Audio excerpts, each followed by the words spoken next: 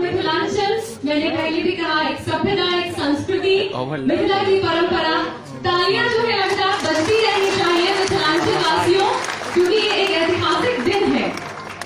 से जो सपना था मिथिलांचल वासियों का पूरा होने का बात है। मैं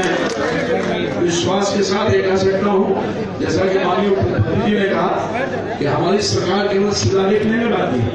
वो जमाना चला गया, शिलालेख को लगता था और वर्षों बाद तक